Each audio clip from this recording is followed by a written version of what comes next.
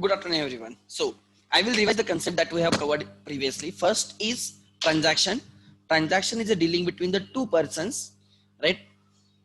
Where they exchange goods and services for money. So there is a buyer and there is a seller.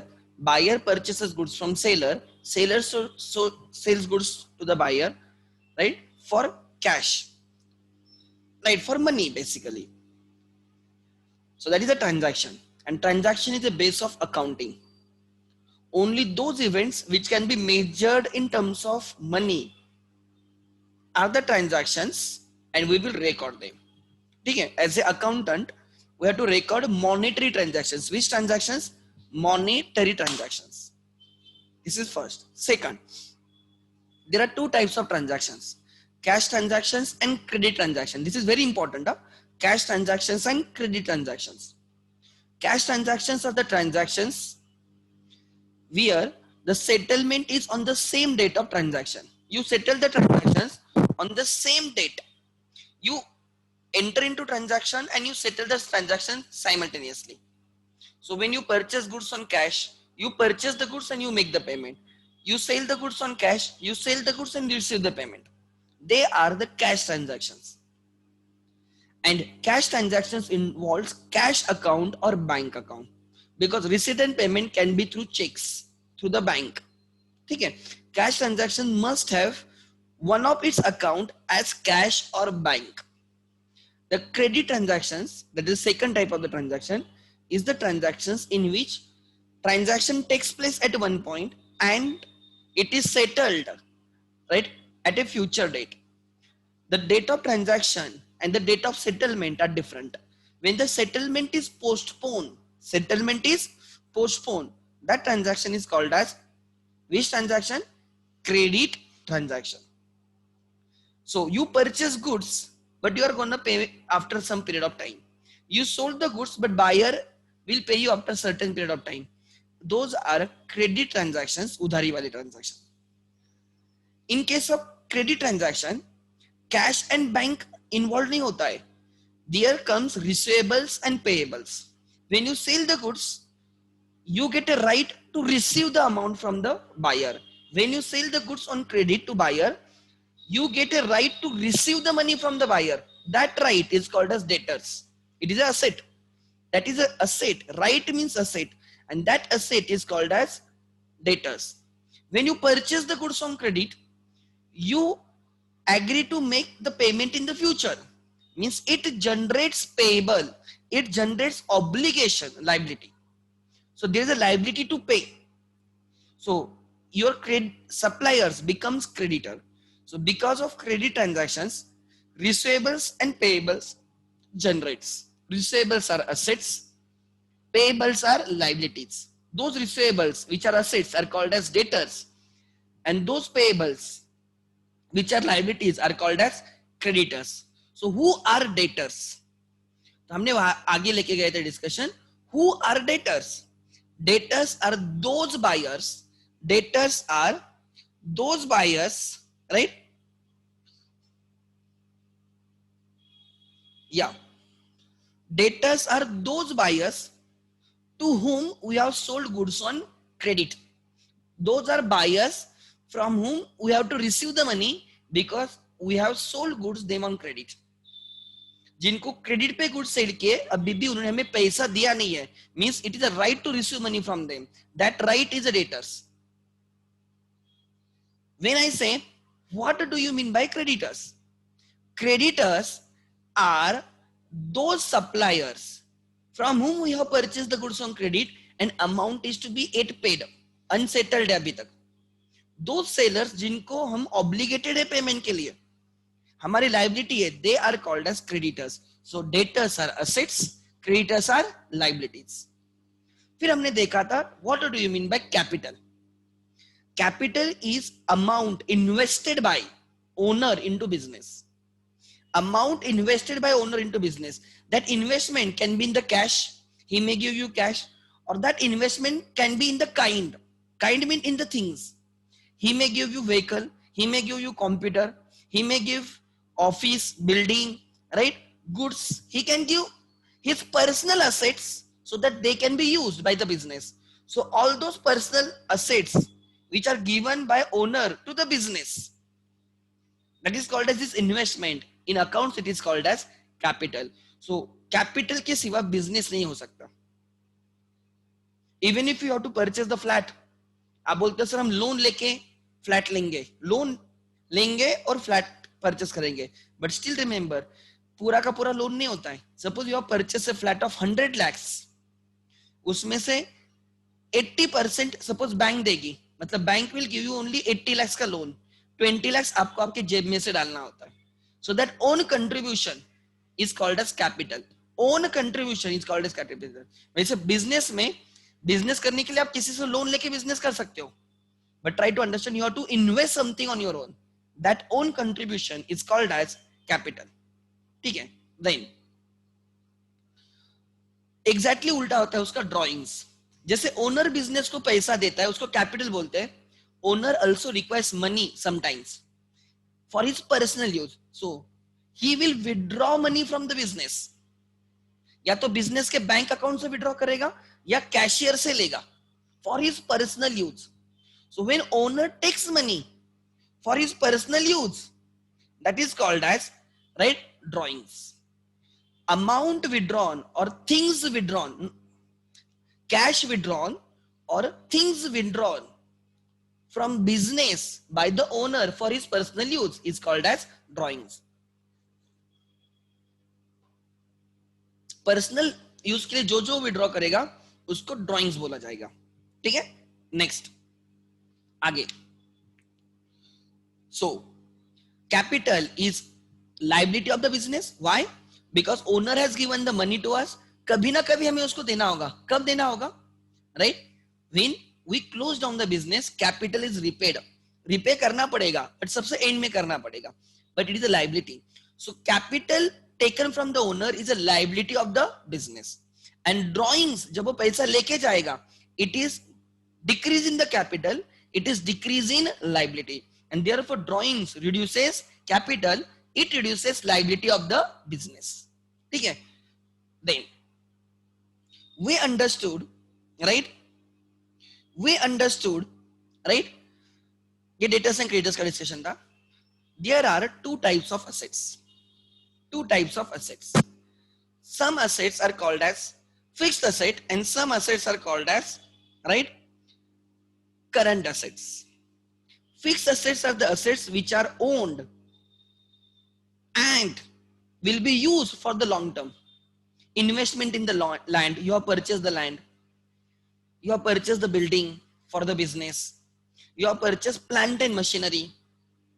Try to understand, right? You have purchased furniture for the office purpose, right? You have purchased computers, vehicles. Ambulance owned by the hospital is a fixed asset of the hospital because that ambulance will be used for years after years. School buses owned by your school is a fixed asset of the school because school will be using that buses for at least 1 year. At least 1 year. एक साल से ज्यादा है tenure तो वो fix assets होगा. किसी CA के पास सॉफ्टवेयर है, tally software, it is an intangible asset, it is software, but CA has purchased that software and he will be using it year after years after years. Obviously he has to renew that. Renew तो हर चीज करनी पड़ती है, but that software एक बार उसको 16, 17, 30,000 payment करना होगा, depends on the type of the software, and every year उसको 1,000-1,200 रुपए में renew करके मिलता है.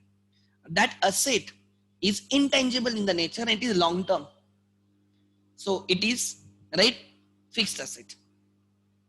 It is fixed intangible asset. Fixed intangible asset because software has a intangible. It is intangible. We cannot show the software. आप बोलोगे sir mobile में दिखता है, लैपटॉप में दिखता है, अरे वो वहां पे स्टोर किया गया है, but it does not have physical substance. So fixed assets are the assets which will be used by the business, used for period more than 12 months. Anything you have purchased means business has purchased and will be used for more than 12 months will be said fixed asset. So मैंने school bus का example दिया, ambulance का example दिया. School building purchased by your school is a fixed asset because that building will be there for 30 years, 40 years, as long as it runs. Ground purchased by your school is a fixed asset of the school because it will be used for long period of time. On the contrary, right, there are intangible assets which do not have physical substance, like goodwill, name, reputation of the business. Reputation of the business is goodwill. एक बार नाम बन गया, it will give you like inflows, right, for long period of time. Goodwill of the Dhoni will be at least आने वाले 10, 15, 20 साल के लिए रहेगा, even if he retires. Sachin Tendulkar का गुडविल आज भी है. टाटास, अंबानीज, रिलायंस, इन्फोसिस, चितय, generations after generations वो गुडविल कैरी फॉरवर्ड हो रहा है, because they are providing the services, quality services, and that creates the goodwill. So goodwill is intangible fixed asset because it will be for more than 1 year. Patents, copyrights, trademarks are some of the examples of, right, intangible fixed assets. Then there are current assets, assets which are for more than 1 year, fixed assets, assets which are for less than 1 year. मतलब वो asset की life 12 months से कम होती है and हम उनको generally cash में convert करते हैं, easily cash में convert करते हैं. Those are called as current asset. Current means they keep on changing, keep on changing, keep on changing. Current. पानी का फ्लो कैसे करंट बोलते हैं आप? करंट मतलब क्या? हमेशा फ्लो चेंज होता रहेगा. Similarly, these assets keeps on changing. Goods will purchase, will be sold. आएंगे जाएंगे. Bank balance बढ़ेगा, डिक्रीज होगा. Continuously cash in hand, cash आएगी जाएगी, चेंज होती रहेगी, कंटिन्यूअसली चेंज होते. डेटर्स बनेंगे, फिर हमें पे करेंगे, डिक्रीज होंगे, फिर हम उनको सेल करेंगे क्रेडिट पे, डेटर्स इंक्रीज होंगे, फिर वो हमें पे करेंगे, डेटर्स डिक्रीज होंगे. दे कीप्स ऑन चेंजिंग. करंट जैसे पानी का जैसे करंट होता है, बह होता है, राइट, होता है, वो कंटिन्यूअसली चेंज होता है, वैसे these assets keeps on changing. Therefore current assets. Stock, bank balance, cash balance, investments keeps on changing, and therefore they are called as current asset. Assets which keeps on fluctuating continuously. Continuously means regularly. Fixed assets, एक बार land ली तो that is as it is. एक बार building purchase की वो as it is रहेगी, आप long term के लिए hold करो. बट गुड्स परचेस किए क्या 10-15 साल रखने के लिए नहीं किए, जितने जल्दी हो सके उतने जल्दी सेल करने के लिए. गुड्स परचेस क्यों करते हो? जितने जल्दी सेल होगा उतनी जल्दी, बिकॉज आपको प्रॉफिट कमाना है. So it keeps on changing. So current assets are for a period less than 12 months. ठीक है. देन आगे, assets helps you to generate the revenue. Assets use करके आप प्रॉफिट कमाते हो. ठीक है. Therefore assets are very important. Assets are very important. Example, Virat Kohli is a asset for Team India. Asset है Team India के लिए because Kohli performs. Is a asset. Rohit Sharma is an asset for Team India. Like Rishabh Pant. Rishabh Pant is like a liability. वो perform ही नहीं करता है team के लिए, वो अपने ही धुंध में रहता है. But on the contrary, Bumrah is a asset. मतलब वो परफॉर्म जब जरूरत है ना तब डेफिनेटली परफॉर्म करेगा. तो असेट मतलब जो परफॉर्म करेंगे, जो हमें राइट जिता के देंगे या जिनके वजह से हम रेवेन्यू कमाएंगे, दे आर द असेट्स. समझ में आ रहा है? Now liability. Liabilities are the things, right, they are the amounts which are payable. Financial obligation of the business is called as liability. Liability मैं इसको चिंता बोलता हूं. चिंता मतलब हमें पे करने की चिंता हमेशा रहेगी. They put burden on our shoulders, वो रीपे करना पड़ेगा. So whatever amount payable, any payable is a liability, right. Capital is payable to owner, liability. Loan from bank is a payable to owner, bank, liability. Creditors, उनसे goods credit पे लिए, देना तो पड़ेगा, चुकाना तो पड़ेगा, right, that is a liability. Salary payable, rent payable, wages payable, taxes payable. Paid किए तो लायबिलिटी नहीं, बट अगर पे नहीं करते हो तो लायबिलिटी बनेगी. लायबिलिटीज मैं उनको चिंता बोलता हूं. क्या बोलता हूं? चिंता. Because they put the pressure on you. ये मेरा वर्ड है. हमेशा आपको टेंशन रहेगा इनकी वजह से कि ये रीपे करने पड़ते हैं. Those are liabilities. ठीक है. Next, anything payable, anything receivable is asset, anything payable is a liability. ठीक है, सो फिर हमने देखा था, right, there are two types of liabilities, first long term liability and second, right, short term liability या non current liability and current liability बोल सकते हो। करंट लायबिलिटी जो हमेशा चेंज होती रहेगी, कंटिन्यूअसली फ्लक्चुएट होती रहेगी, राइट, फ्लक्चुएशन ज्यादा रहेंगे, उनमें चेंजेस ज्यादा रहेंगे। Long term liabilities are the liabilities which are to be repaid after 1 year, एक साल के बाद जो रिपे करना है उसको लॉन्ग टर्म लायबिलिटीज बोला जाता है, like capital, term loans from the bank. आपने हाउसिंग लोन लिया है suppose, that loan is to be repaid over 30 years, so that is which loan? Long term loan. On the contrary, there are some current liabilities, right, they keeps on, right, you have to pay them within 12 months, एक साल के भीतर पे करना होता है। Creditors, salary payable, rent payable, taxes payable, you have to pay within 12 months। फिर हमने अकाउंटिंग का रूल समझा था, increase in asset is debit, decrease in asset is credit, increase in liabilities are credit and increase decrease in liabilities are debit. और मैंने कल एक tanks के थ्रू को समझाया था, suppose this is asset tank, कोई भी टैंक उठाओ, it is divided into two parts, कोई भी टैंक उठाओ, it is divided into two parts.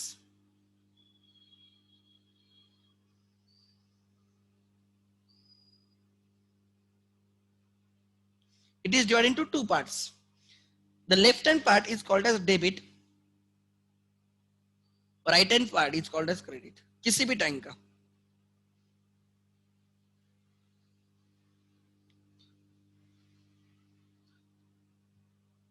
This is increase of asset, this is decrease of asset,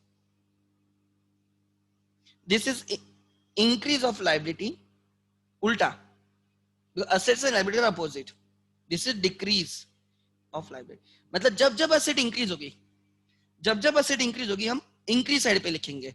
मतलब कौन से साइड पे लिखेंगे? डेबिट, इसलिए बोलते हैं asset डेबिट करना है, मतलब उसके इंक्रीज साइड पे लिखो।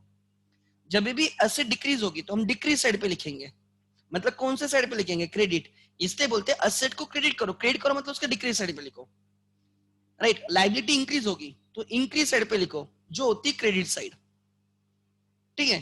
लायबिलिटीज डिक्रीज होगी तो उसके डिक्रीज साइड पे लिखेंगे, वो होगी डेबिट साइड।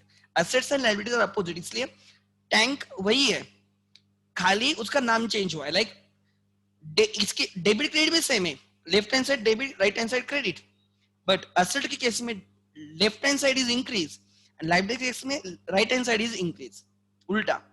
सो इसलिए हम बोलते हैं increase in asset is debit, decrease in asset is credit, increase in liability credit, decrease in liability is debit। so यहां तक हमने किया था, now we can move ahead, ठीक है, आगे करते हैं। लास्ट टू टर्म्स बाकी है जो मुझे कवर करनी है, एक है इनकम एंड दूसरा एक्सपेंस, तो लिख लेना income.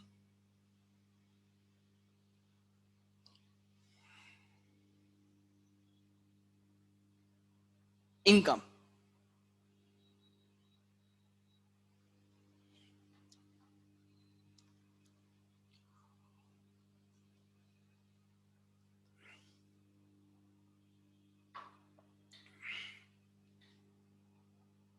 the third important term is income।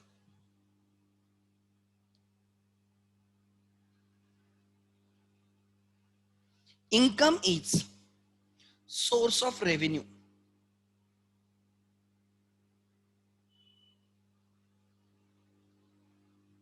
source of revenue, ठीक है। so what are the source of revenue for the business? आपका स्कूल ले लो, स्कूल का सोर्स ऑफ रेवेन्यू देखो, स्कूल का tuition fees collected from you, आपको admission लेते time tuition fees देनी होती है, वो ट्यूशन फीस उनका इनकम है स्कूल का, ठीक है। आप exam fees, term term fees देते हो, आप पे करते हो, आप उनको जो जो पे करोगे ना वो उनकी इनकम होगी। आपने पहले ट्यूशन एडमिशन ले लिया, ट्यूशन फीस पेड की, वो उनकी इनकम है। फिर आपने टर्म्स एग्जाम्स की फीस दे दी, वो उनकी इनकम है। आप उनके व्हीकल्स बसेस से आते हो जाते हो, उसका भी आपको पेमेंट करना होता है, ट्रैवलिंग एक्सपेंसेस, बराबर ना। आप वो ट्रैवलिंग के लिए पेमेंट करते हो, it is income of the school, it is income of the school. Government schools को ग्रांट देती है, पता है ना आपको, ग्रांट, गवर्नमेंट स्कूल को पैसा देती है, that is income of the school. लोग डोनेशन देते हैं एडमिशन लेने के लिए, it is income of the school. School उनका जो ग्राउंड होता है, ग्राउंड उसको रेंट पे देते हैं क्लब्स को, संडे को मैच खेलने के लिए। वो क्या फ्री में नहीं देते, उनसे रेंट लेते हैं, 1,000 रुपए, 2,000 रुपए, 3,000 रुपए, 5,000 रुपए। तो वो जो पैसा मिलता है स्कूल को, इट इज इनकम। 4 संडे को भी देते हैं और 5,000 रेंट लेते हैं, तो 20,000 रेंट मिलता है उनको मंथली कम से कम। Try to understand. स्कूल में ऑडिटोरियम होता है एंड वहां पे संडेज को वो राइट रेंट पे देते हैं ऑडिटोरियम। कोई आते उधर फंक्शंस होते हैं, किसी की मीटिंग होती है, कोई प्रोग्राम्स होते हैं, स्कूल के नहीं दूसरों के। क्या स्कूल ने क्या ऐसे रखा है क्या? वो नहीं, उसके लिए वो रेंट लेते हैं 5,000, 10,000 पूरे दिन का, 10,000 लेते हैं सपोज हफ्ते भर, लाइक 4 संडे पकड़ के चलो, वो भी 40,000 रेंट आ गया ना। तो ये क्या है? Don't you feel this is income? Yes, parking charges school में, जब आप आता स्कूल में तो आपको ये नहीं अलाउड नहीं है बस बाइक लेके जाने की, लेकिन जब कॉलेज में जाओगे तो you will go on bike and वहां पे पार्किंग करोगे, 2 रुपए 5 रुपए देने पड़ेंगे आपको। देखो ना, अगर 1,000 बच्चे आते हैं, मल्टीप्लाई बाय 5 रुपए पकड़ के चलो, 5,000 दिन का कलेक्शन है। एंड पूरे मंथ में 20 दिन को स्कूल चलता है, सपोज पकड़ के चलो कॉलेज चलता है, 5,000 मल्टीप्लाई बाय 20 डेज हो गया 1 लाख का कलेक्शन। 1 लाख का कलेक्शन हो गया पार्किंग से ही खाली। स्कूल की कैंटीन होती है, कैंटीन का कलेक्शन अलग। Try to understand. स्कूल वाले क्या पैसा क्या ऐसे हवा में रखते क्या? वो एफडी फिक्स डिपॉजिट करके रखते हैं, बैंक में रखते हैं। वो क्या करते हैं, पैसा बैंक में रखते हैं, उस पर उनको इंटरेस्ट मिलता है, लाख में इंटरेस्ट मिलता है, लैक्स में इंटरेस्ट मिलता है, लाख रुपीज में इंटरेस्ट। स्कूल के प्रीमाइसेस में एटीएम होता है, बैंक ऑफ बड़ौदा का, आईसीआईसीआई का। वो क्या फ्री में एटीएम है क्या? उधर वो रेंट लेते हैं आईसीआईसीआई बैंक से। क्या आपने हमारे इधर हम देते हैं जगह आपको एटीएम के लिए, छोटे एक स्पेस रहेगी कॉर्नर में, वहां से आप पैसे विड्रॉ कर सकते हो, बट उसका आईसीआईसीआई से 10,000 15,000 रेंट लेते होंगे मंथली, फ्री में नहीं है।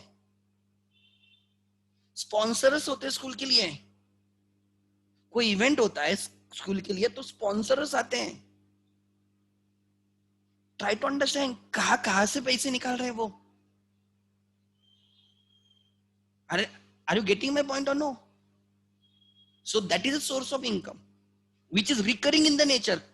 वो हमेशा रिपीटेटिवली उनको मिलेगी, so that is recurring in the nature. So income revenue is that source of the income which is repetitive in the nature. So you should understand this source of income, right? In revenue, तो examples लिख लेना। sale of goods और sale of, school वाले क्या करते हैं, services sale करते हैं, sale of services. Traders good sale करेंगे, स्कूल वाले सर्विसेज देंगे। देन आगे, देन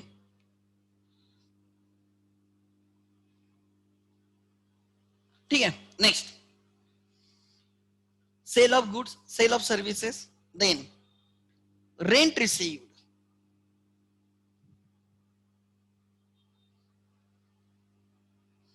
आप रेंट पे रहते हो हॉस्टल में, स्कूल का हॉस्टल होता है, you pay the rent, it is income of the hostel और the school, it is their source of income. उससे वो एक्सपेंस करते हैं, इनकम नहीं रहेगा तो एक्सपेंस कौन करेगा भाई?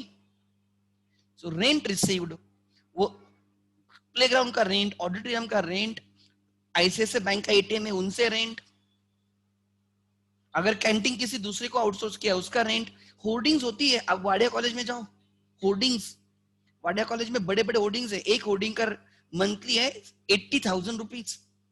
अगर वहां पे आपको एडवर्टाइज करनी है ना कॉलेज के उधर, ऐसे 3 होर्डिंग्स है, एक होर्डिंग का मंथली, मैं 2 साल की बात पहले की बात कर रहा हूँ, 80,000 रुपीज। मतलब 3 होर्डिंग का 2,40,000 3 साल पहले का, आज तो ज्यादा रहेगा, आज तो 3 लाख रहेगा, 1-1 लाख रहेगा तीनों का।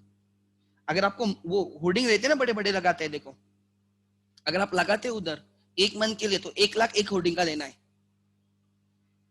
सो मान के चलो एक 3 लाख आ गया मंथली, 9 मंथ भी रेंट पे आता है, 3 लाख मल्टीप्लाई 9, 27 लाख उधर से आ गया उनको स्कूल को।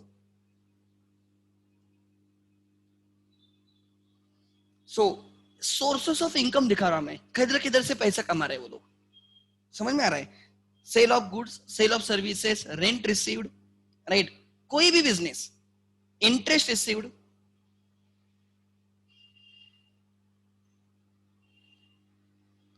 स्कूल वाले आपको फाइन लगाते हैं, फाइन लगाते हैं, आप टाइम में सबमिट मत करो, राइट, आप आइडेंटिटी कार्ड गुम भी जाता है तो आप रिन्यू करना तो 500-600 रुपए लेते हैं आपसे आइडेंटिटी कार्ड के, क्या 500-600 में आइडेंटिटी कार्ड मिलता है क्या?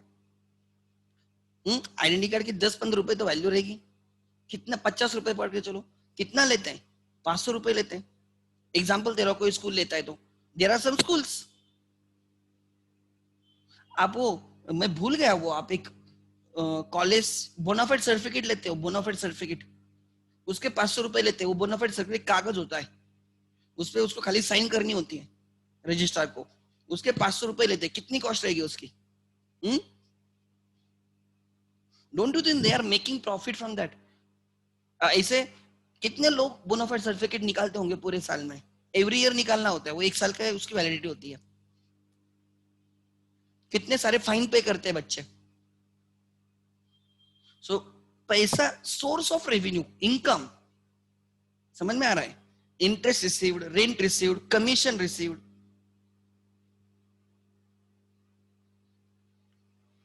कमीशन पे बहुत लोग काम करते हैं, कमीशन पे काम करते हैं, LIC एजेंट वो कमीशन पे काम करते हैं, they work for the LIC company, and agents क्या करते, पॉलिसी सेल करते on behalf of insurance company, LIC के बिहाफ पे पॉलिसी सेल करते हैं, एंड उससे जो पैसा आएगा insurance company gives them commission,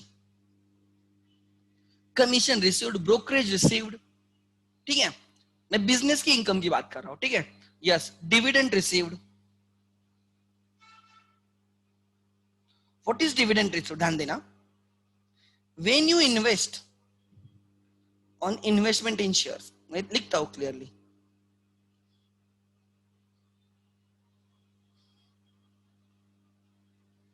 ठीक है, when you invest into the shares, suppose you have invested into shares of the Reliance, when you invest into shares of Reliance declares dividend, right,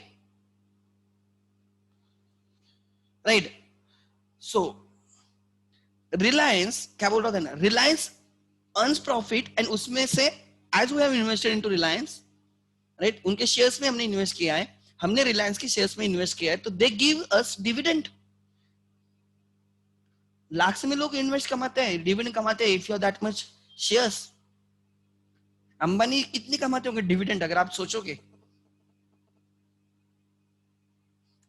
company declares dividend to its share holders, I have purchase shares in the Reliance, invest किया मैंने, मुझे dividend देंगे वो। टाटा में invest किया है, they will give me dividend. मैंने किसी सपोज एग्जांपल, मैंने मारुति सुजुकी के शेयर्स लेके रखे हैं, मुझे डिविडेंड मिलेगा। Dividend is source of income. So right, discount received is income. आप कोई चीज लेने जाते हो, 10,000 की चीज, सपोज आप 1,000 की चीज लेने जाते हो, आपको 800 में गिरती है, वो बोलता है 200 का डिस्काउंट ले लो। 1,000 की चीज आपको 800 में मिली, 200 रुपए आपका फायदा हो गया ना? फायदा नहीं हुआ क्या? दैट फायदा इज इनकम। फायदा हुआ मतलब वो इनकम है, ठीक है। बस आपको कैश कम देनी पड़ती है, पहले 1,000 देना था, अब 800 देना है। आपको कैश नहीं मिलती, बट आपका एक्सपेंस कम होता है। एक्सपेंस कम होना भी इनकम है ना, लॉस कम होना मतलब भी इनकम है।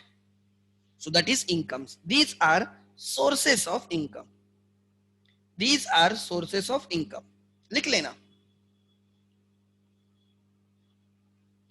अब एग्जांपल, आपके घर में क्या इनकम हो सकता है? आपके घर में आपके घर में योर पापा is suppose example A is in job में तो उनको मंथली सैलरी मिलती है। आपके पापा शेयर ट्रेडिंग करते होंगे मे बी, तो उससे भी उनको इनकम मिलती होगी, डिविडेंड, राइट, उस पर प्रॉफिट कमाते होंगे वो, राइट, शेयर कम में लेके ज्यादा में सेल करते होंगे, राइट, तो वो भी होता होगा, वहां से वो कमाते होंगे। मे बी आपका एक आधा फ्लैट होगा, आपने जो रेंट पे दिया होगा उससे आपको रेंट मिलता है। आपकी कार है, सपोज आपने ओला पे दी है, किसी ओला पे कॉन्ट्रैक्ट पे दी है, उससे आपको पैसा मिलता है, तो that can be your income. Maybe आपकी मम्मी ट्यूशन लेती है घर पे, उससे उनको पैसे मिलते होंगे, that can be her income. Try to understand. Maybe आपने मेस रखी होगी घर पे, बच्चे आते हैं, आप उनको खाना खिलाते हो, उनसे आप मंथली कोई पैसे लेते हो, it can be source of income. मैं समझा रहा हूं, आप इमेजिन करो। इमेजिन करो, समझ में आ रहा है? So what is income? एक आधा वड़ा पाव वाला है, उसकी इनकम क्या रहेगी? वड़ा पाव सेल करता है, उससे जो पैसा आता है उसकी वो इनकम है। न्यूज़पेपर डालने वाला बच्चा आता है, वो न्यूज़पेपर डालता है, उससे उसको जो पैसा मिलेगा वो उसकी इनकम होगी, राइट। मोबाइल शॉप वाले का क्या इनकम रहेगी? वो जो मोबाइल से वो सेल करता होगा, उससे जो पैसा आता होगा उसकी इनकम होगी, सेल ऑफ मोबाइल्स और goods. So you have to understand what is the income, ठीक है। देन आगे, सेल ऑफ स्क्रैप। आपके घर में भंगार होता है या ऑफिस में भंगार है या रद्दी पड़ी है, आप सेल करते हो, आप पैसे लेते हो ना, चलो 10 रुपए आए, 15 रुपए आए, बट आए ना, right, sale of scrap. These are sources of income, लिख लेना।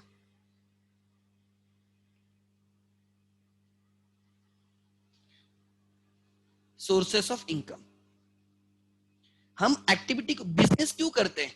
To earn the income, to earn the income, ठीक है। देन आगे लिख लेना। Then comes expenses.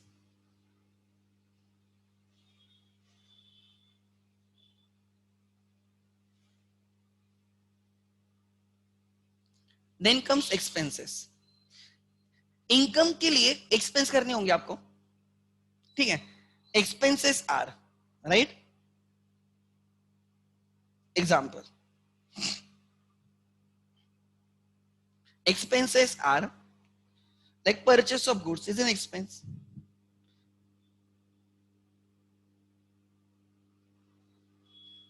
परचेस करोगे फिर सेल करोगे,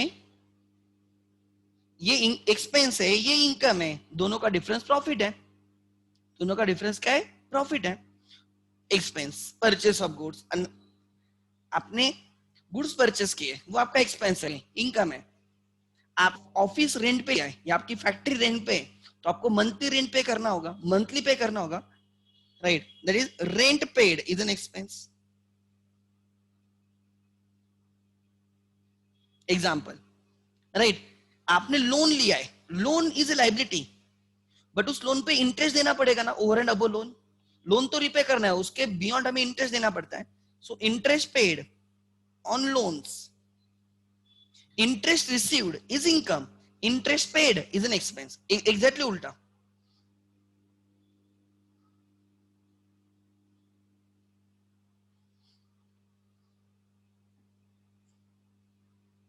सैलरी पेड टू एम्प्लॉइज, आपके फैक्ट्री में, आपके दुकान में एम्प्लॉयज काम करते हैं, वो फ्री में थोड़ी करते हैं, नहीं, आपको मंथली उनको सैलरी देनी होगी। Don't you agree with me? आपको मंथली उनको क्या करनी होगी? सैलरी देनी होगी, तो salary paid, wages paid,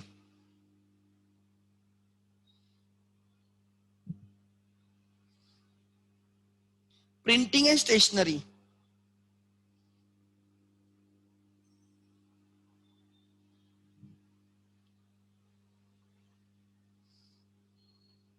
printing and stationery purchased. Example, उसके बाद एडवर्टाइजमेंट, बिजनेस के लिए एडवर्टाइज करते हो, इंस्टाग्राम पे, फेसबुक पे, टीवी पे, न्यूज़पेपर में होर्डिंग्स लगाते हो, पैम्पलेट न्यूज़पेपर में डिस्ट्रीब्यूट करते हो, फ्री में नहीं होता है वो, उसके लिए पैसे देने पड़ते हैं भाई। तो वो फ्री में आ गया। बट एडवर्टाइजमेंट के सालों साल थोड़ी चलती है, एक बार एडवर्टाइज किया तो खत्म हो गई, फिर से नई एडवर्टाइजमेंट करनी पड़ेगी। सो एक्सपेंसेस हमेशा करने पड़ते हैं। सो एडवर्टाइज करोगे तो लोगों को पता चलेगा आप मार्केट में हो, तब लोग आपके पास आके गुड्स लेंगे, ठीक है। सो एडवर्टाइजमेंट इज एन एक्सपेंस। और क्रोस में लोग पैसा डालते हैं एडवर्टाइजमेंट, लाख्स में एडवर्टाइजमेंट। देन आगे,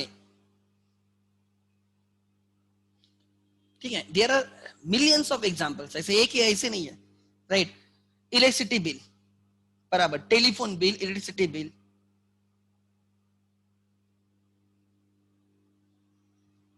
इलेक्ट्रिसिटी बिल मंथली पे करना पड़ता है।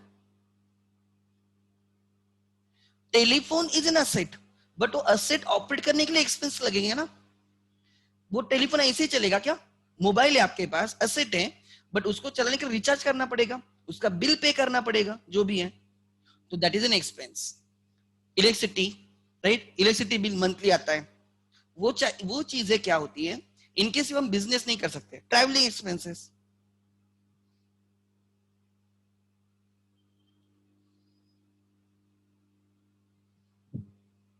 Travelling expense, right, examples etcetera.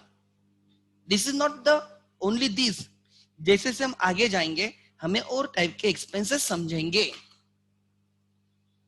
ये करोगे तो ही बिजनेस कर सकते हो भाई। So all things are important for the business. जितने असेट्स इंपॉर्टेंट है उतने एक्सपेंसेस भी इंपॉर्टेंट है। असेट परचेस करना इंपॉर्टेंट है, उतने एक्सपेंस करना भी इंपॉर्टेंट है। एडवर्टाइज नहीं करोगे तो बिजनेस इतना अच्छा नहीं चलेगा। Try to understand. Electricity bill नहीं पे करोगे तो लाइट कहां से रहेगी? अगर कस्टमर्स को हमें कांटेक्ट करना है तो हमारे पास टेलीफोन होना चाहिए, तो उसके लिए हमें टेलीफोन का बिल पे करना पड़ेगा। गुड्स सेल कर, कस्टमर मांगने आता है गुड्स, तो हमें परचेस करके रखने पड़ेंगे तो हम उसको देंगे ना। तो purchase of goods is important. Office चाहिए, सेटअप चाहिए, तो ऑफिस में भी रेंट पे लेना होगा, अगर खुद का नहीं है तो रेंट पे लेना पड़ेगा, राइट। कस्टमर आएगा तो हम उसको चाय पूछते हैं, वो चाय के एक्सपेंस वगैरह वो भी रहेंगे ना। किसी मंथ में ज्यादा कस्टमर तो चाय का बिल ज्यादा आता है। समझ में आ रहा है? Petrol expenses, vehicle expenses, repairs and maintenance, लिखो repairs and maintenance.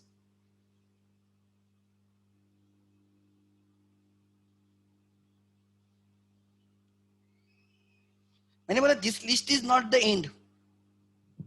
Repairs and maintenance,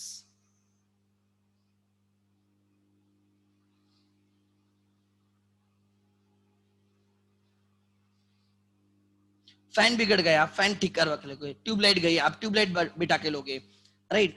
suppose कुछ ऑफिस फर्नीचर थोड़ा खराब हुआ है, आप उसको रिपेयर करवा के लोगे, इट्स एन एक्सपेंस।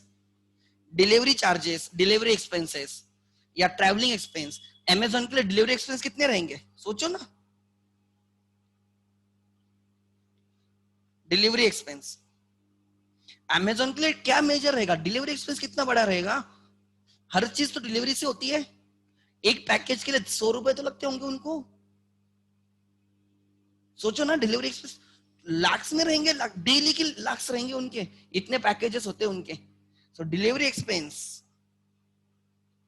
जोमेटो के लिए डिलीवरी एक्सपेंस, राइट, आपकी। सो डिलीवरी एक्सपेंस। टैक्सेस, आपको गवर्नमेंट को टैक्स पे करना होता है, टैक्सेस पेड, गवर्नमेंट को टैक्स देना होता है, दे आर एक्सपेंसेस। सो आपको थोड़ा क्लिक होगा कि बिजनेस करोगे तो ये सब चीजें करनी पड़ेगी। आप you can not run away from that. चलो ठीक है, सैलरी नहीं पे करनी, मत करो, किसी को काम पे मत रखो, सब काम आप करो। बट आपको भी पता है अगर ऐसे करेंगे तो बिजनेस करने में दिक्कतें आएगी, इफिशिएंटली नहीं होगा। इसलिए ऑफिस में कोई तो होना चाहिए, राइट, रिसेप्शनिस्ट होनी चाहिए, ये होना चाहिए, राइट। तो ये सब चीजें चाहिए ना। Broad broadband broadband broadband internet connection, broadband charges, broadband charges, example बहुत सारे एक्सपेंस खत्म ही नहीं होते। Broadband charge, band charges, broadband charges.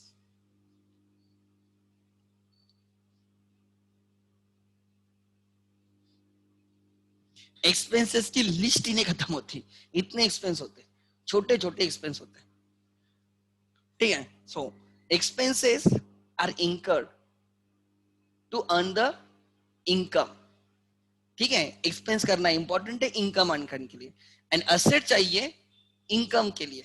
मतलब आप गुड्स मैन्युफैक्चर कैसे करो, विदाउट असेट तो नहीं कर सकते। अगर आपके पास व्हीकल है तो ही पेट्रोल एक्सपेंस करोगे ना, व्हीकल ही नहीं होगा तो पेट्रोल एक्सपेंस कहां से आएंगे। अगर व्हीकल नहीं होगी तो आप कस्टमर को डिलीवर कैसे करोगे, सेल कैसे होगा।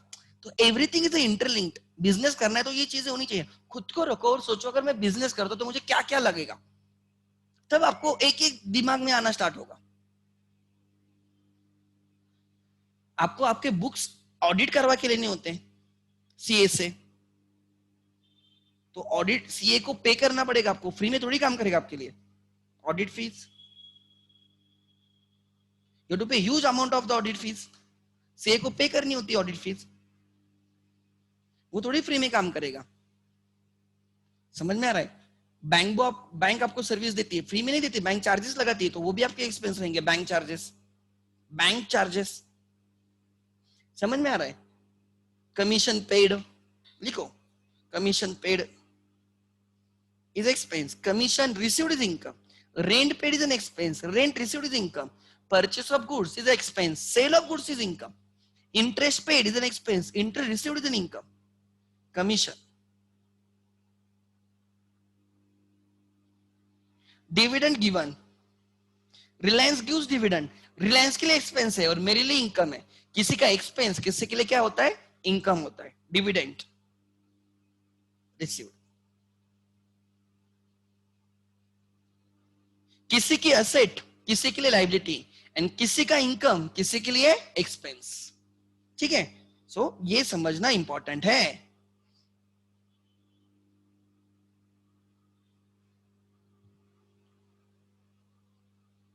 लाइक यू हैव एम्प्लॉइज, आपके ऑफिस में एम्प्लॉइज है, तो आपको रेंट पे, उनको सैलरी पे करनी होगी, आपका एक्सपेंस है, बट उनकी वो क्या है, इनकम है। आपका एक्सपेंस उस एम्प्लॉय का क्या हो गया, इनकम हो गया। तो ये समझना बहुत इंपॉर्टेंट है, ठीक है। नेक्स्ट, क्लियर है, आगे next. So these are some of the examples of income. These are the some of the examples of expense. Now you can use your brain and you can think क्या क्या expense हो सकते हैं। आप trip को जाते हो, trip को, सपोज आप पुणे के बाहर गए, टोल नाका दे, टोल चार्जेस देने पड़ते हैं, वो भी एक्सपेंस है। पेट्रोल भरना पड़ेगा, वो एक्सपेंस है। वो आपका राइट, पुलिस ने फाइन लगाया सपोज, तो वो भी एक्सपेंस होगा आपका। Are you getting my point. So ये सब समझना बहुत इंपॉर्टेंट है। आगे देन, ठीक है। So assets, liabilities, incomes and expense. What is the rule of incomes and expense, लिख लेना, rule of incomes and expense लिखो।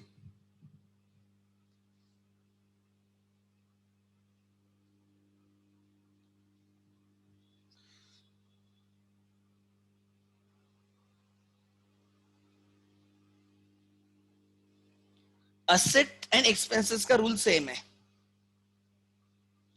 एंड इनकम्स एंड लाइबिलिटी का रूल सेम है, ठीक है।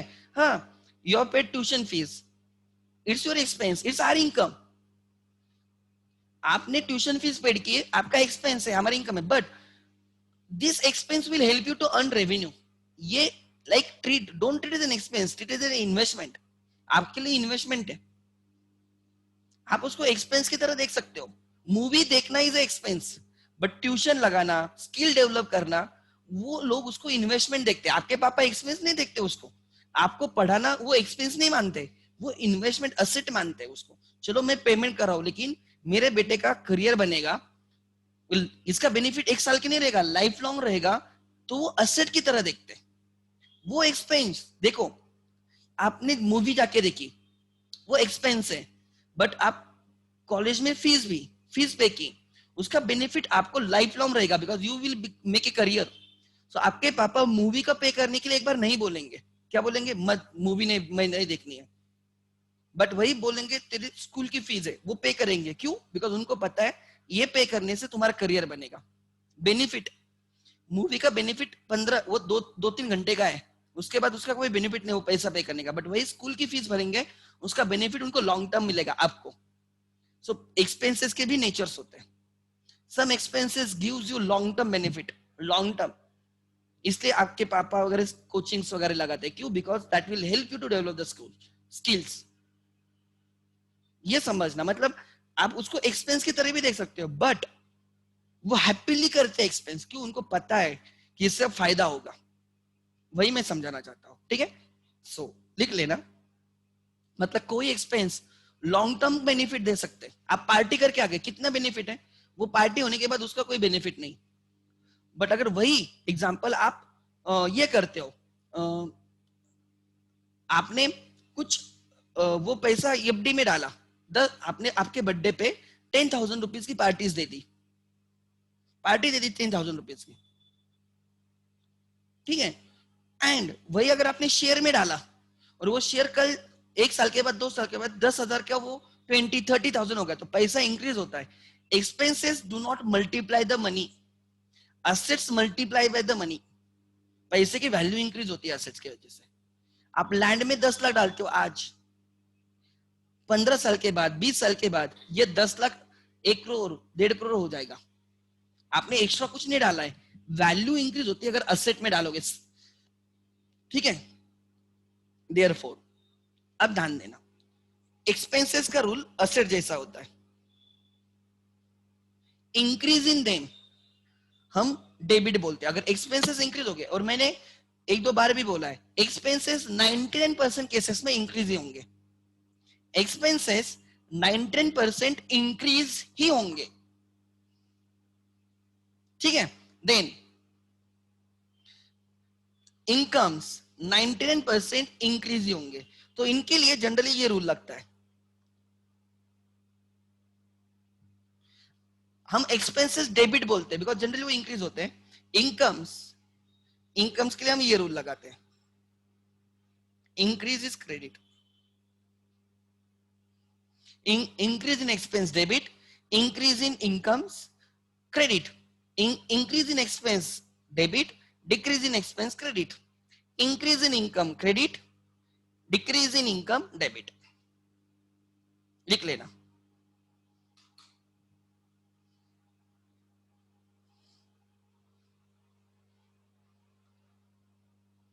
There may be some expenses which will give benefit for more than 1 year, ठीक है।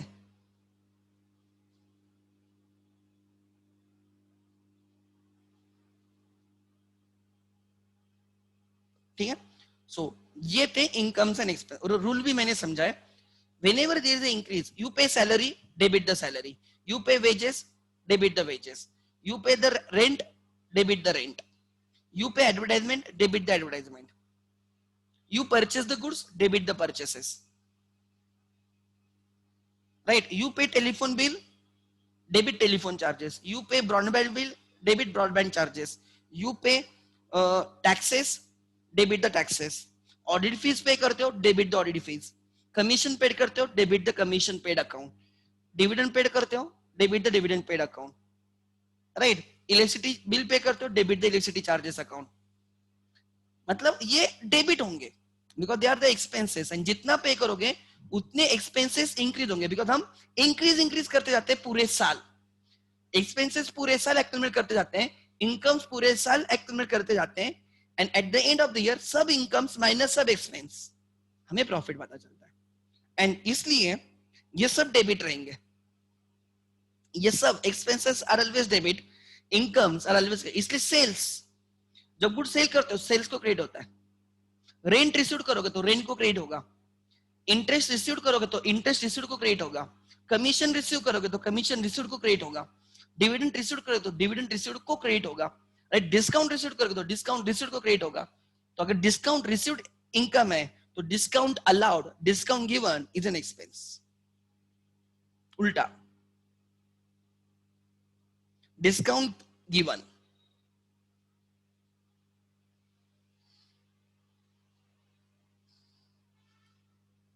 Discount given is an expense, इसलिए ये सब आइटम्स एंट्रीज में क्रेडिट होंगे इनकम वाले, एंड ये सब आइटम्स एंट्री में डेबिट होंगे because they are the expenses. ये सब आइटम्स और भी रहेंगे, हम वो समझेंगे धीरे धीरे इन द रूल। किसी को doubt? Anyone had doubt till now? Before we end today session, 4:15 हुए almost. Before we end today session, if your doubt do ask me. Anyone has doubt, please? Do speak. If you don't speak out, I won't understand. Try to understand. अगर आपको समझ में आता है तो बोलते जाओ सर समझ में आ रहा है, नहीं समझ में आता तो बोलो। If you don't speak, right? Try to understand. It is not the one way. It should be two way. If you feel any doubt, you don't understand anything, you should be right in position to ask. आपने पूछना चाहिए, डरना नहीं चाहिए। क्या डरना है?